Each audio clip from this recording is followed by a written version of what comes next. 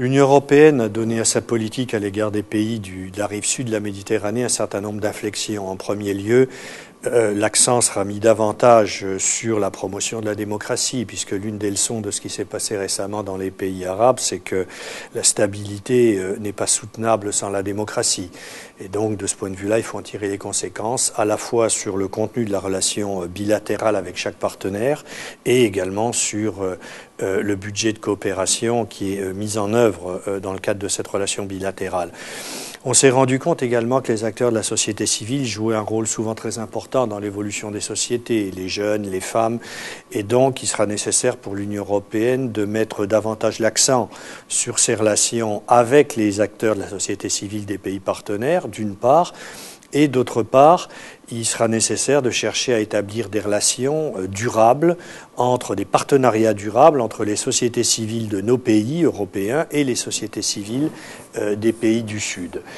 Un autre aspect qui, évidemment, nous a conduit à nous interroger, c'est l'aspect relatif au degré de conditionnalité politique qu'il est nécessaire de mettre en œuvre dans tout cela. Alors, on a appelé ça la transparence mutuelle, mutual accountability. Je crois qu'il sera nécessaire d'être plus clair sur les réformes que ces pays doivent mettre en œuvre pour bénéficier de l'offre européenne et réciproquement, l'Union européenne devra rendre compte sur la mise en œuvre des mesures qu'elle propose à ces pays dès lors que ces pays auront rempli leur contrat en matière de réforme démocratique. Et puis, bien entendu, il sera nécessaire de renforcer l'offre européenne. Si l'Union européenne souhaite être crédible et souhaite disposer d'un levier réel dans ses relations avec ce pays, il est nécessaire de mettre en place une offre européenne substantielle. C'est ce à quoi s'est attachée l'Union au cours de ces 12 derniers mois.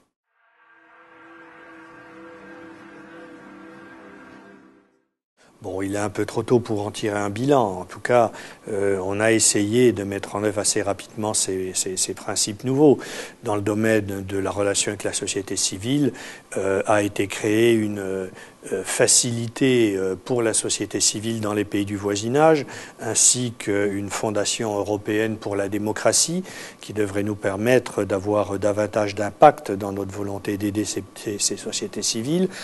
En matière de conditionnalité, je crois que l'Union a formulé plus clairement les indicateurs de performance qui devraient nous permettre de mesurer le degré et l'intensité de la réforme démocratique chez les pays partenaires.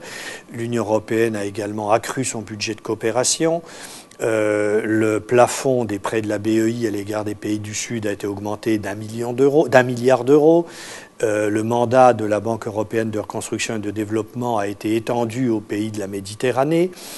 Le Conseil a donné mandat à la Commission européenne de négocier des accords de libre-échange profonds et complets avec l'ensemble de ces pays. La Commission s'est également lancée dans un dialogue sur la migration, la sécurité et la mobilité qui devrait conduire à la conclusion de partenariats pour la mobilité avec ces pays. Dans des domaines tels que l'énergie, les transports et l'environnement, les actions de coopération ont connu une accélération certaine. Donc vous voyez qu'il y a d'ores et déjà toute une série d'actions qui ont été mises en œuvre, mais il est bien trop tôt pour en mesurer l'impact, puisque les effets se feront sentir dans les mois et années qui viennent.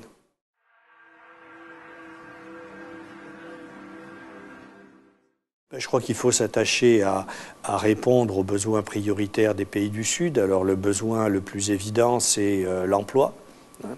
Il faut que tous les moyens dont dispose l'Union européenne pour favoriser la création d'emplois dans les pays du Maghreb et du Moyen-Orient soient mis en œuvre et de façon plus rapide que ça l'a été jusqu'à présent.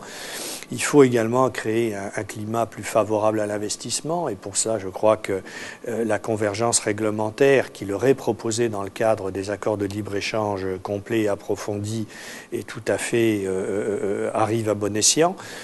Et puis, je crois qu'en matière de gestion des flux migratoires, il faut être un peu plus à l'écoute de leurs souhaits et faire en sorte que l'on puisse davantage concilier la sécurité de nos frontières, bien évidemment, avec la possibilité pour les ressortissants de ces pays qui ont de bonnes raisons de venir dans nos pays de pouvoir obtenir des visas sans passer par une course d'obstacles qui quelquefois les décourage un peu.